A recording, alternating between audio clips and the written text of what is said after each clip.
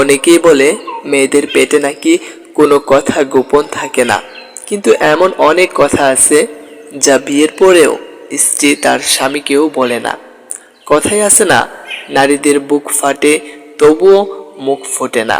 কথাটি যেন আসলেই সত্যি। তাহলে জেনে নেওয়া যাক কোন কথাগুলো মেয়েরা কাউকেই বলে না, বরং নিজের মধ্যে গোপন রাখে।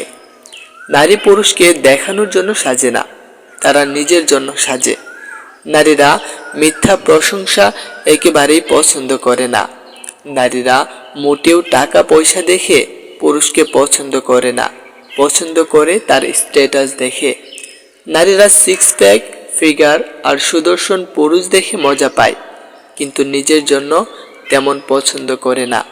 স্বামীর কাছে প্রাক্তন প্রেমিকের ব্যাপারে আসল সত্য কোনো মেয়েই বলে না। 5 বছর রিলেশন থাকলে বলে 6 মাস রিলেশন ছিল। কোনো মেয়ে তার অতীত জানায় না, আর জানালেও সব ডিটেলস বলে না, বিশেষ করে শারীরিক ঘনিষ্ঠ মুহূর্তগুলোর কথা। আজকাল বেশিরভাগ মেয়েই বিয়ের পর প্রাক্তনের সঙ্গে যোগাযোগ রেখে চলে। স্বামী যখন অফিসে বা কাজে ফাঁকে বাইরে যায় বা নিজের যখন বাপের বাড়িতে যায় তখন প্রাক্তন প্রেমিকের সঙ্গে দেখা করে, এগুলো তারা গোপন রাখে। কোনো মেয়ে তার প্রাক্তন প্রেমিকের সাথে ব্রেকআপের প্রকৃত রহস্য বর্তমান প্রেমিক বা স্বামীর সামনে বলে না, বরঞ্চ ব্রেকআপের দোষ সম্পূর্ণভাবে প্রাক্তন প্রেমিকের ঘাড়ে চাপিয়ে দেয়। কারো কারো ক্ষেত্রে হয়তো প্রাক্তন প্রেমিকের দোষে ব্রেকআপ হয়।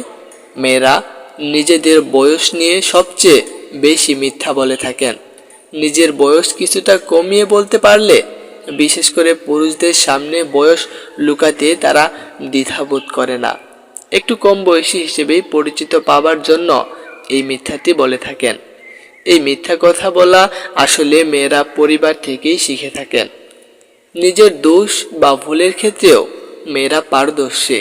বিশেষ করে স্বামী বা প্রেমিকের সামনে মেয়েরা কখনোই নিজের দোষ স্বীকার করে না, বরং ঘুরিয়ে ফিরিয়ে এটাই প্রমাণ করতে চান যে অন্য সকলেই দোষী বা ভুল বলছে, কিন্তু তিনি দোষী নন বা তার কোনো ভুল হয়নি। বেশিরভাগ মেয়ে যে কোনো পুরুষের সামনে নিজেকে নিরীহ ও শান্তশিষ্টভাবে উপস্থাপন করার জন্য মিথ্যা বলে থাকেন। মেয়েরা ছেলে বন্ধুদের ব্যাপারেও লুকিয়ে রাখে, বিশেষ করে তাদের সঙ্গে কোথায় কোথায় বেড়াতে গেছে, কোথায় কোথায় দেখা করেছে বা সিনেমা দেখতে গেছে।